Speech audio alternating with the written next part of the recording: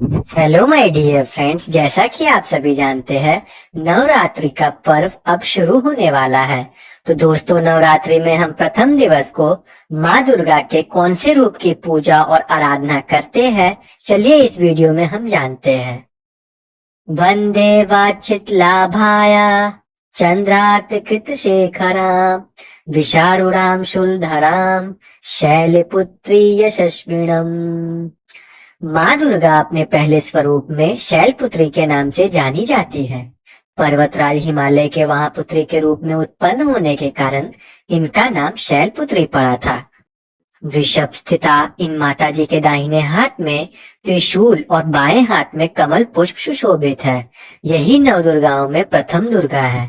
अपने पूर्व जन्म में ये प्रजापति दक्ष की कन्या के रूप में उत्पन्न हुई थी।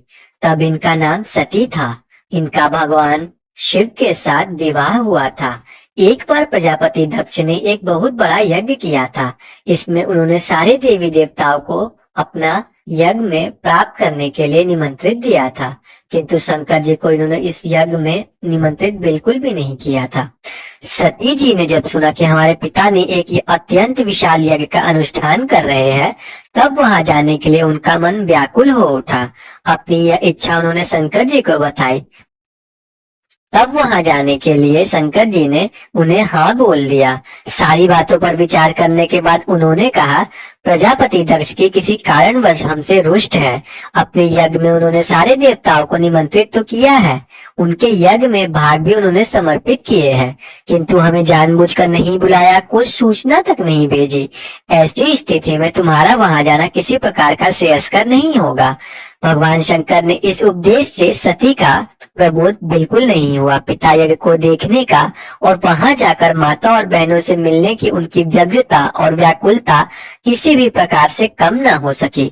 उनका प्रबल आग्रह देखकर भगवान शिव ने उन्हें वहां जाने की अनुमति दे दी। सती जी पिताजी के घर पहुंचकर देखा कि कोई भी उनसे आदर और प्रेम के साथ बातचीत बिल्कुल नहीं कर रहा। सारे लोग मुंह फेरे हुए हैं। केवल उनकी माता ने बड़े प्रेम से उन्हें गले लगाया और अपने पास बिठाया। बहनों की बातों में व्यंग्य और उपहास के भाव भरे हुए थे। परिजनों के इस व्यवहार से उनके मन को बहुत भारी ठेस पहुंचा। उन्होंने यह भी देखा कि वहां चतुर्दिक भगवान शंकर जी के प्रति तिरस्कार का भाव भरा हुआ है। दक्ष ने उनके प्रति कुछ अपमानजनक वचन भी कहे। यह सब देखकर सती का हृदय क्षोभ, ग्लानि और क्रोध से संतप्त हो उठा।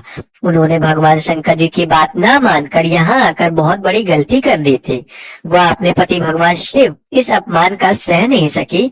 उन्होंने अपने इस धूप को तत्क्षण योग निद्रा द्वारा जलाकर भस्म कर दिया। वज्रपात के समान इस दारुण दुख को घटना को सुन शंकर भगवान बहुत क्रोधित हुए। उन्होंने गणों को भेजकर राजा दक्ष को उनका यज्ञ पूर्णतः विध्वंस करा दिया। सती ने योग निद्रा द्वारा अपने शरीर का भस्म कर अगले जन्म में शैलराज हिमालय की पुत्री के रूप में जन्म लिया। इस बार वह शैलपुत्री के नाम से विख्यात हुई। पार्वती, हेमवती भी इन्हीं के नाम है। उपनिषद की एक कथा के अनुसार इन्होंने हेमवती स्वरूप से देवताओं का गर्भ भंजन किया था। शैलपुत्री देवी का विवाह भी भगवान शंकर जी से ही हुआ था। पूर्व जन्म की भांति इस जन्म में भी वह शिव जी की अर्धांगिनी बनी।